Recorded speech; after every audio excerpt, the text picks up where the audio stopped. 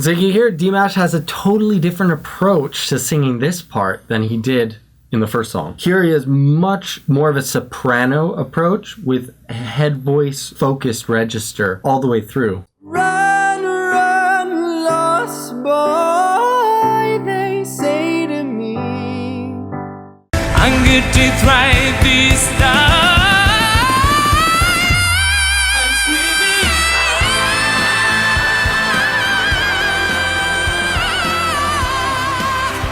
His ability to control those notes is absolutely incredible. Also, he gets a very significant weight on those notes. Even though they're extremely high, even in the female range, he's able to get a lot of vocal way up there, which is something that is very difficult for a lot of singers. And let's see how these other singers approach that same sort of range. Especially as males, it's not easy. So let's take a listen at Caleb Cole's. I'll get it right this time. Okay, so you can already hear right there at the beginning, I'll get it right. He's got a much more light approach to the bottom end notes. That's going to lead into lighter sound on the top. So if you listen to Dimash as he does it, listen to how much weight there is there in his vocal approach. There's so much more weight. Whereas if you listen to Caleb again, I'll get it right this time. He's already so thin. He's not even up in his high range and his voice is very thin. This is going to relate to the high note thinning out even more. He's not going to get nearly the same vocal weight that Dimash does. I'm good to thrive this time.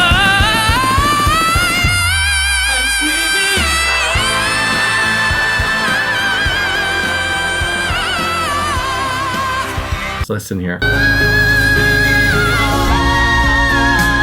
So you hear almost that's like, even though he's hitting it and he's doing it well, there's no strain in that. It's definitely not with the same approach that Dimash has. If I was coaching Caleb to be able to get that a little bit better, I would say lean in a little bit more, get a little heavier for those first notes when you're in the lower range. And then that way you'll have more to be able to bring up higher. And you'll notice that you'll be able to bring more vocal weight up into the higher notes.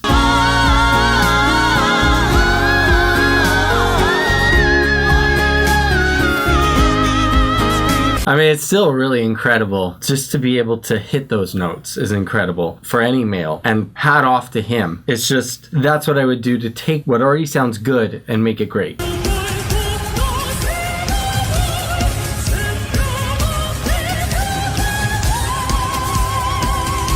So you hear Dimash has a totally different approach to singing this part than he did in the first song. Here he has much more of a soprano approach with a head voice focused register all the way through, whereas the first one was much more of a heavy mix all the way through. His high notes didn't have that same operatic high voice quality.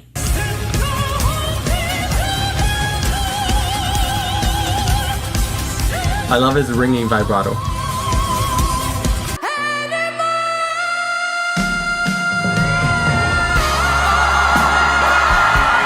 I didn't even know he did this song. I love this song. Yeah, so there you could see a very clear shift from his lower register, which was much heavier, and he had to lighten up just a little bit to get up into that higher register.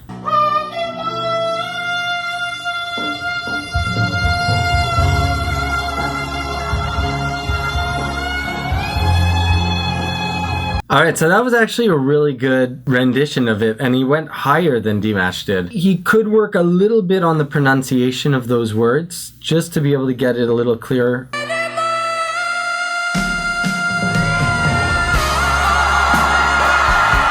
It seems that he is Vietnamese, so probably English is not his first language, but neither is it for Dimash, so I think that could be improved, his articulation. Beyond that, let's try to listen to that again.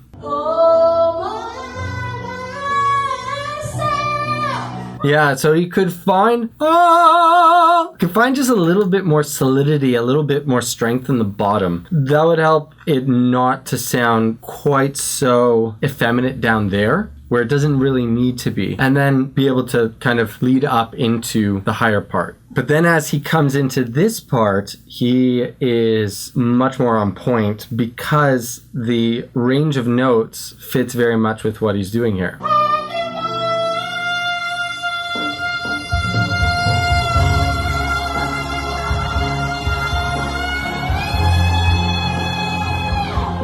That's incredible. Wow. Went even higher.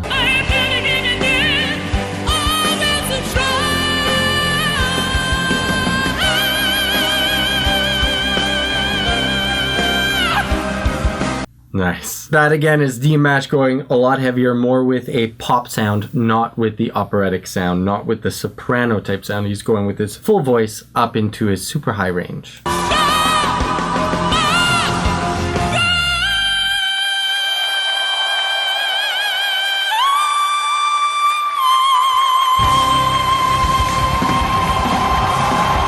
Man, what is this guy made out of?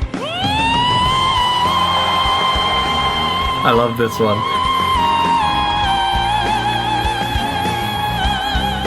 So what he has there is a really, really great example of a simultaneous onset. So if you guys don't know about onsets are how you start the sound whenever you're singing. Generally, we want to try to start with a simultaneous onset. There's two other types of onsets. There's breathy onsets and glottal shock onsets. We don't want to do those because those are going to make it more difficult to sing. Let's just put it that way without going into too much detail. So there what he does is an amazing fade in to that high part.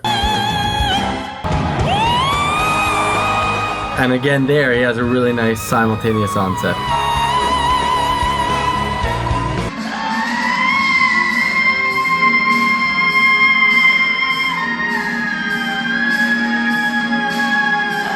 So what I really like about what he's doing there is he's totally relaxed in his face. If you watch his face as he's doing that, there's just nothing going on. He's just totally relaxed, deadpan face. That's what we want to get to. If you're able to hit these notes with that type of face, you know you're on the right track. By the way, if you guys are interested in learning how to sing, learning a little bit more detail, check out this card right here that I'm going to leave. There you can get a free lesson on my website. Check it out.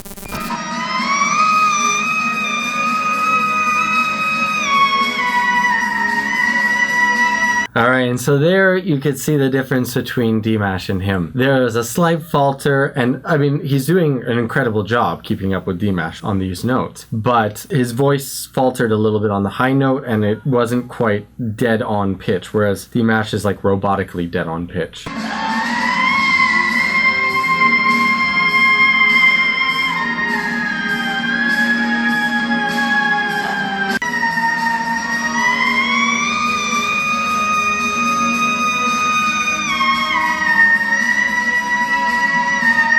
Very, very good attempt. Like, really great on him. I'm impressed.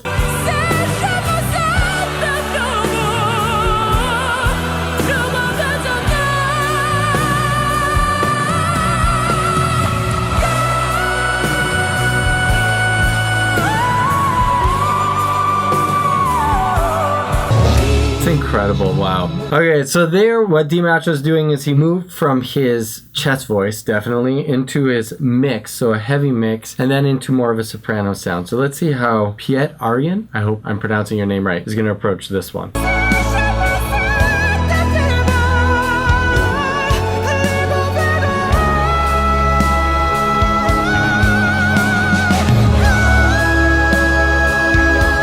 Yeah, it just seems like none of the males can really hit the fullness that Dimash just has in his high range.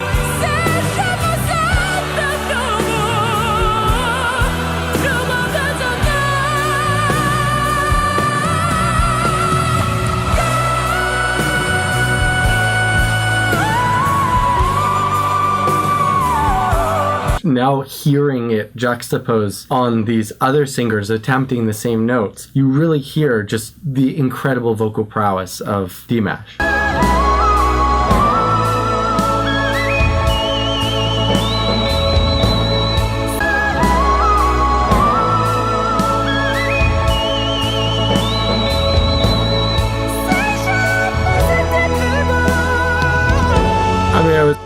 That was still incredible. Even though he can't pull up that weight, that was incredible. Really, really good. I would say that was probably the best attempt at following Dimash. So if you like this video, check out this one, because I know you're going to like it too.